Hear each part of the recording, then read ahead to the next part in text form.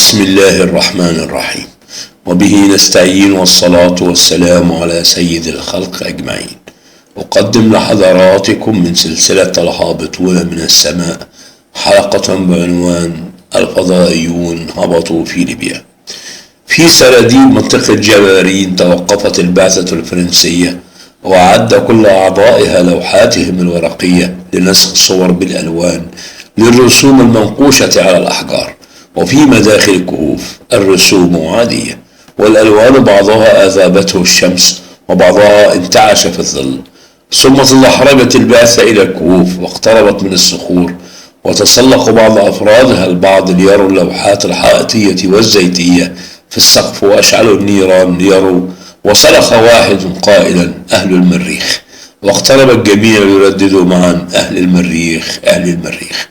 وهذه تسمية كانت تطلق في القرن التاسع عشر وفي أوائل القرن العشرين على الرسوم التي عثر عليها العلماء في أواسط أفريقيا وفي بيرو لأناس لهم رؤوس مستديرة ووجوه كروية، وفي داخل هذا الوجه الدائري كرتان صغيرتان هما العينان. أما بقية الجسم فخطوطه انسيابية، أما الجسم نفسه فكله عملاق.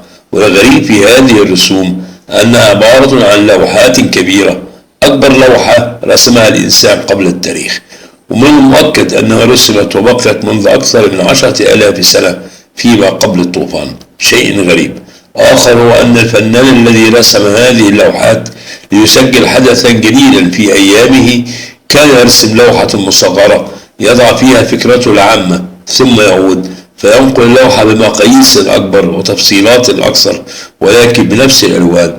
وقد اكتشف هنري رود أن بعض اللوحات قد تغيرت فيما بعد أكثر من 10 مرات، وأن هناك أصابع قد لعبت في اللوحات على فترات متباعدة، وهذا شيء لم يحدث من قبل في أي أثر تاريخي عثر عليه الإنسان. وغير أن أهم اللوحات التي اكتشفت في كل العالم حتى الآن هي لوحة هضبة تسيلي على حدود محافظة بزان الليبية. اللوحة حائطية طولها يساوي عرضها 600 يردة. اللوحة بها 5000 من الرسوم الصغيرة أو التكوينات الفنية، وهي أكبر لوحة عرفها الإنسان في كل العصور القديمة.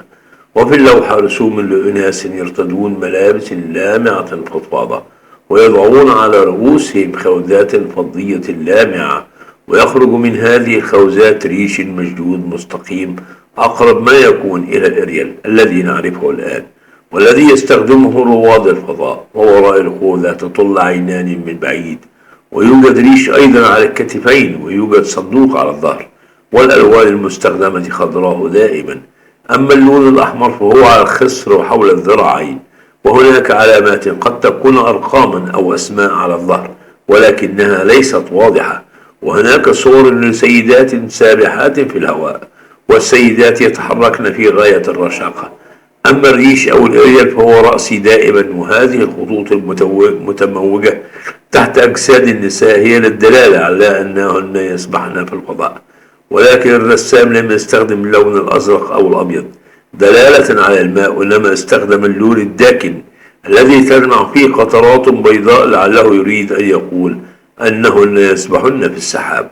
وغرض من ذلك أن في لوحات هضبة تسيلي فتحات تشبه النوافذ أو تشبه المراصد تطل منها عيون ترقب هذه الأجسام الهابطة من فوق.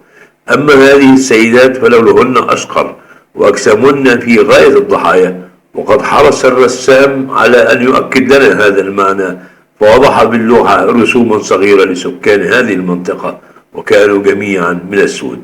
وفي جانب من اللوحة يوجد رسم صغير جديد لا يتجاوز مساحة هذه الصفحة.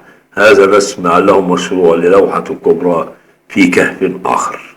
الرسم عبارة عن منظر في داخل طائرة أو في داخل صاروخ، والناس قد جلسوا في داخل الصاروخ متمددين بالعرض متجاورين، وقد خلعوا ملابسهم وأسندوا رؤوسهم إلى جدار هذه الآلة. ومن بعيد ترى فتحة دائرية لعلها مقدمة هذه الآلة الطائرة أو الصاروخ، وحول الصاروخ ترى بقعا لامعة من بعيد لعلها نجوم في السماء. وفي كهف هضبة تسيلي توجد رسوم لها ملامح المصريون القدماء، وخصوصا النساء اللاتي لهن رؤوس الطيور، فأسلوب الرسم والألوان فرعونية، وربما كانت هذه اللوحات من نقش بعض الأسرى المصريين أو من بعض الليبيين الذين تأثروا بالثقافة المصرية. في ذلك الوقت وقعت حروب بين مصر وليبيا، وجاءت القوات المصرية إلى ليبيا، وربما تركت هذه الآثار للدلالة على أن هذه الكهوف اتخذت أماكن للعبادة، ويمكن أن تكون هناك الأماكن أفضل تقي المصلين من حرارة النهار وبرودة الليل. وفي إحدى اللوحات التي عثر عليها في هضبة سيلي صورة لنساء لهن ثدي واحد، ولم يكن أعضاء البعث يرون هؤلاء النساء حتى صرخوا في نفس واحد 1000 ليلة وليلة.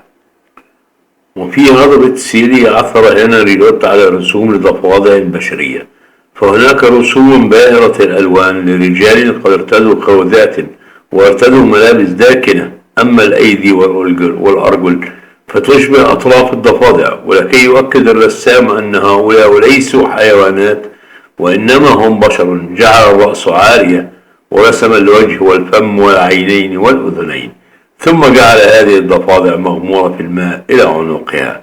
وعندما عاد هنري لوت إلى باريس ومعه صور فوتوغرافية لهذه اللوحات، أعلن أحد علماء الآثار من السوربون أن تاريخ هذه الرسوم يرجع إلى 20,000 سنة. وفي سنة 1920 عثر أحد الأمريكان في منطقة جبال سيلي على هيكل عظمي ضخم، وأعلنت الصحف الأمريكية أن هذا الهيكل لإنسان من قارة أطلانتس. وجاء الكاتب الفرنسي بيبر بتوا فينشر في روايته المشهورة باسم قارة أطلانتس أن هذه القارة كانت في جنوب ليبيا، وأنها ليست في المحيط الأطلسي، وأنها تطل على المحيط. ومعنى ذلك أن اكتشافات الرحالة هنري لوت قد أكدت أن أطلانتس ليست في جنوب ليبيا، وأن هذه الكهوف لا يمكن أن تكون لإنسان من الحضارة المعروفة، وإنما هي لناس عاشوا قبل هذه الحضارة، وأن الآثار الباقية ليست إلا تسجيلا بدائيا لأعمال خارقة، كأن يطير الإنسان في الهواء دون أن يتحطم أو يسبح في الماء دون أن يموت. ولا بد لأن الإنسان طبعا كان يستخدم آلات شديدة التعقيد كالطيارة أو الغواصة أو الصاروخ. إن هضبة سيلي في جنوب ليبيا هي أعظم متحف فني اكتشفه الإنسان لتاريخ الإنسان قبل التاريخ وتاريخ كائنات أخرى لا نعرفها بشكل واضح. والسؤال هنا: هل نحن وحدنا في هذا الكون؟ ربما نعم، ربما لا، وربما تجيب عنه حلقاتي القادمة. وشكرا جزيلا.